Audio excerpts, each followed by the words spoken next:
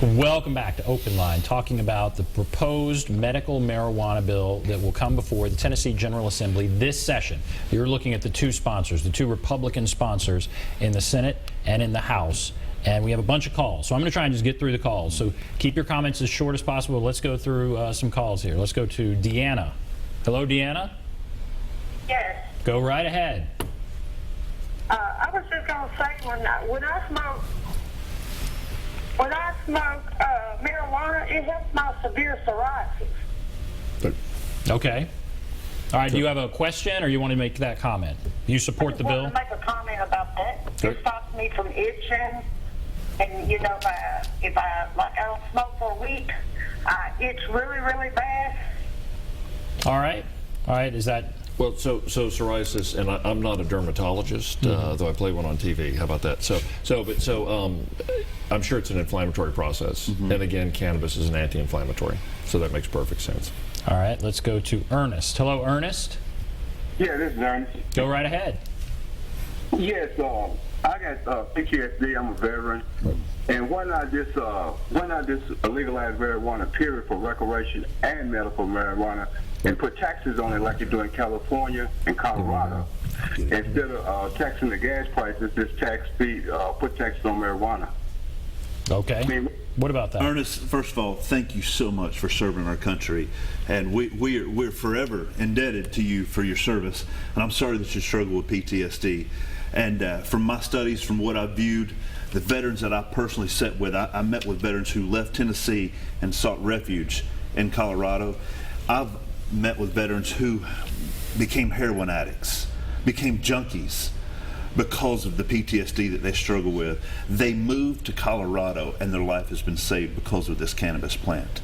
So I want you to know that's at the top of my issues this year, is to make sure that what we do, we have a mechanism to make sure any of our veterans, our military men, or anybody in emergency management, the way Senator Dickerson just spoke, has access to this plant.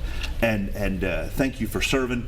And I will say this, it's far safer than what a lot of the stuff that the VA can prescribe to you is, as far as side effects. So thank you for serving, and we're going to come after it as hard as we can for you. And his question is, why not go ahead and legalize it? Is it, well, why not? Why not do that? Why not legalize it? We have enough stuff to get high on already on the streets. And I'll say this, as my time spent in Colorado, I did find frustration with the Uber driver to the waitress at the restaurant. I didn't find the support for just wide open recreational use that you would think. I think a lot of the people that I met with are like, man, I don't know if we should have went this far. Right. So and we're just not there in Tennessee. We're not there. This is the Bible Belt. I'm all for you if you have a physical problem to be able to use this plant, but just to have another way of getting high.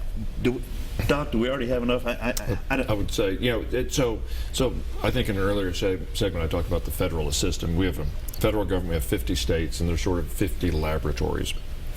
And I think what we're going to see is the states that were early to decriminalize or to legalize recreational marijuana will realize that they've gone too far. And I think the pendulum has swung. I think it's actually still swinging, but I think the pendulum is going to swing back towards a little more thoughtful approach, and I think that thoughtful approach is medical marijuana. Before we take that next call, sure, Ernest, I just wanted to speak to you specifically and to your viewers. Viewers, I want you to ask yourself a question. We have a man who's fought for our country, who's given the best part of his emotions and the best part of his physical health so that you can sleep free tonight.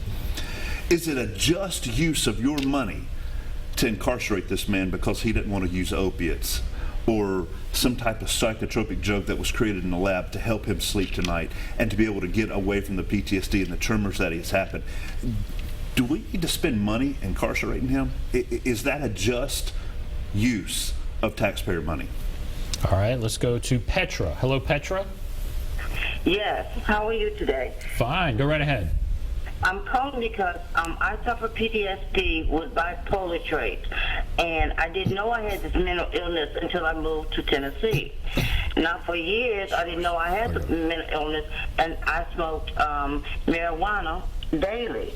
my therapist finally told me that's the only thing that got me through, kept me functional, kept me able to raise a family, own homes, and kept my jobs. So I really support the medical marijuana because a lot of people are suffering mental illness and they don't even know it, and there is a cure for it, and medical marijuana is part of that cure. Thank you. What do you think of that?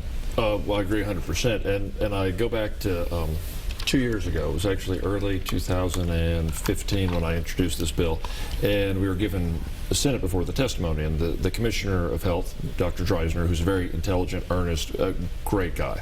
He and I disagree fundamentally on this issue, but he got up and he and his associate, Dr. Reagan, were talking about bipolar disorder and about how people with bipolar disorder were smoking marijuana.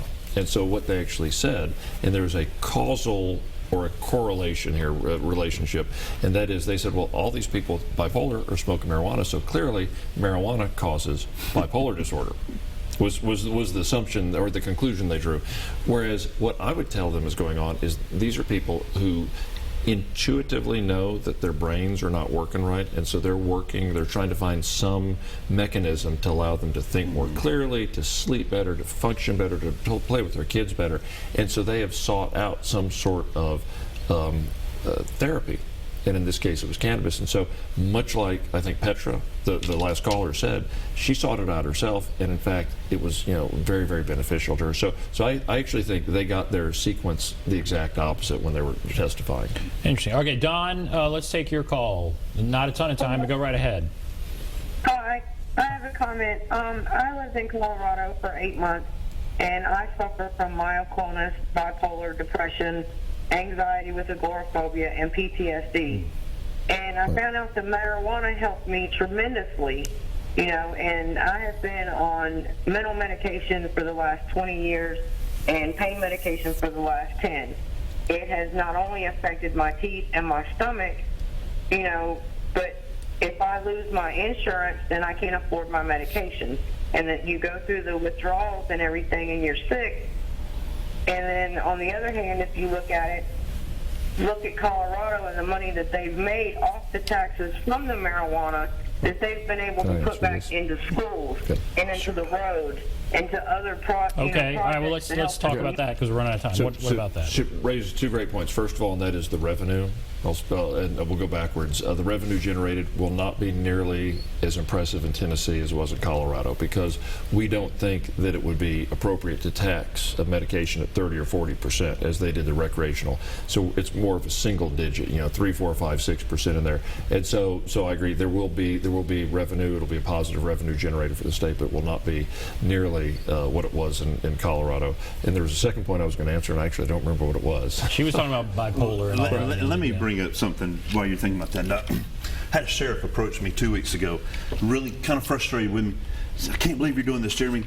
And he said, do you realize that every time we do a drug bust and we've got heroin in the car and we've got meth in the car, we also have marijuana in there? And I said, okay. And he said, don't you see that's just part of all of it? And I said, Sheriff, let me look at it from this way. And Doc almost hit on a little bit. Marijuana, you need to thank God that they were doing marijuana because they're tripping. There's something going on crazy, and they realize I've got to have some semblance of order here, and they use that plant to bring them down from the tripping.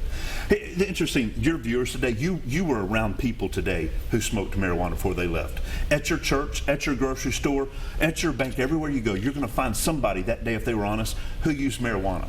And we probably need to be thankful because they're the type of people, if they didn't have access to it, they might do something crazy. The plant's not as bad as what we think it is. All right, we have to take a break. We'll come back, wrap everything up, be back right after this.